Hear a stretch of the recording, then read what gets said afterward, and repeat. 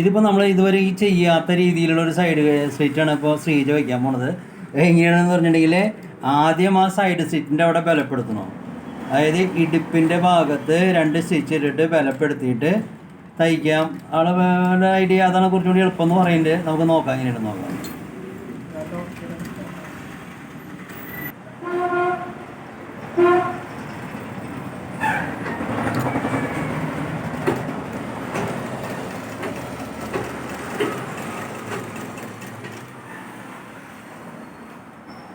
അപ്പോൾ അടിഭാഗം വരയ്ക്കും ഭംഗിയായിട്ട് മടക്കി തയ്ക്കാന്ന് പറയുന്നുണ്ട്.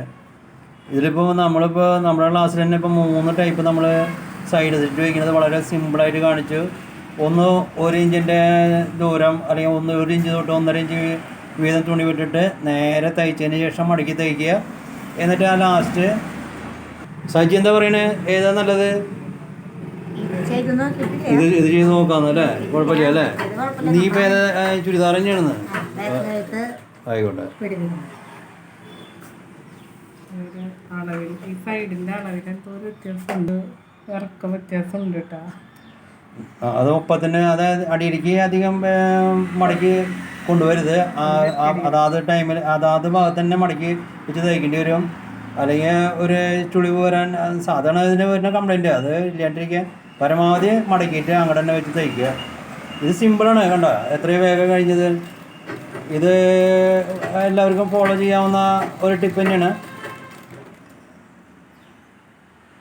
കുട്ടികൾ മലയാള അക്ഷരമാല പഠിച്ചു കഴിഞ്ഞാൽ ചെയ്യാവുന്ന വിധത്തിലുള്ള പണിയാണെന്ന് മാത്രം. ആദ്യം തയ്ക്കുന്ന കുട്ടികൾക്ക് ഫസ്റ്റ് ആദ്യം തയ്ച്ചിട്ട് മടക്കി തയ്ക്കുക എളുപ്പം.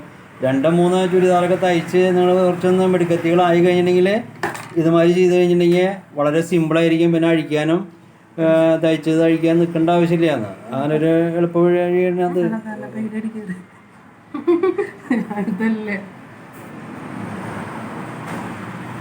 ഇനി അത് അങ്ങോട്ട് മടക്കി തയ്ച്ച് കഴിഞ്ഞിട്ടുണ്ടെങ്കിൽ സൈഡ് സ്ലിറ്റ് ഓക്കെ ആയിരുന്നു അല്ലേ?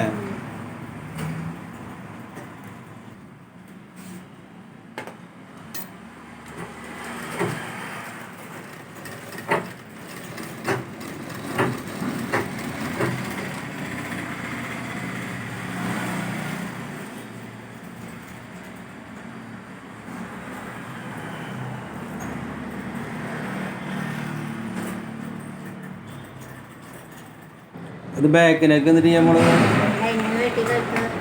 ആ ഷോൾഡർ ഭംഗിയാൻ വേണ്ടിയിട്ടാണ് അങ്ങനെ ചെയ്യുന്നത് അല്ലേ? അത് ഇപ്പം ഒന്ന് കാണിക്കാം കേട്ടോ.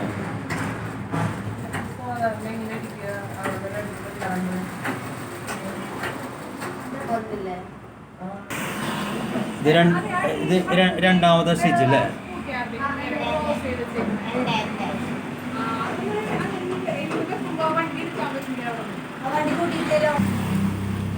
ഇത് കുഴപ്പമില്ല അല്ലേ?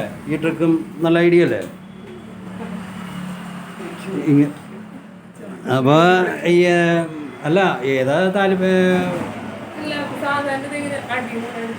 സാധാരണ നമ്മൾ അടിഭാഗത്ത് നിന്ന് മുകളിലേക്ക് തയ്ച്ചിട്ട് സൈഡ് സ്റ്റിച്ചിൻ്റെ അവിടെ എത്തുമ്പോൾ അടുത്ത ഭാഗത്ത് ഈ ക്രോസ് ചെയ്തിട്ട് തയ്ക്കാറ് പതിവ്. ഇത് കുറച്ചും കൂടി സിമ്പിളായിട്ട് മുകളിൽ നിന്ന് താഴത്തേക്ക് തയ്ക്കണമെന്ന് മാത്രം. ഇനി ഇത്